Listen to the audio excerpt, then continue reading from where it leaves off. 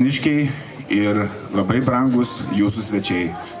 Visų pirma, norėčiau perduoti nuoširdžiausius linkėjimus mūsų merės Daivos Žebelinės vardu, palinkėti linksmos, geros, gražios, saulėtos šventės ir gerų įspūdžių.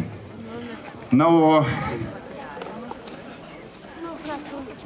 kaip yra pasakyta, kad jau saulelė vėl apgobdama Budinos vietą.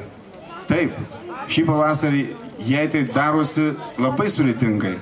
Ir iššalusi žemė neleidžia, neduoda džiaugtis. Tos saulės kaip ir turim, bet jinai šildo ir širdyse, mes jų laukiam.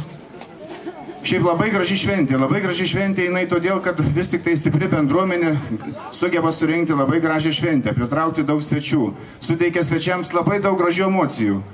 Na, kad saulės nebūtų per mažai, tai aš noriu palinkėti, kad simbolinis tulpės geltonas žiedas, kaip spindulėlis atneštas į Rusnės salą, šildytų jumis visus. Ir norėčiau šią paukštelį įteikti visų jūs apjungiančių rusniškių sielą, turbūt seniūnė Dalia. Sveikinu jūs bendruomenės vardu su švente. Na, o žinau, kad kitas, tai čia yra didysis organizatorius. Gal tai kartais ir kas antrais, bet palinkėčiau, kad kiekvienais metais turėtų Rusnė tokią šventę, kad į ją suplūstų svečiai, kad čia būtų linksma ir gražu, ir mes to tikimės ir linkime visai jūsų bendruomeniai. Tai, kad geros šventės visiems.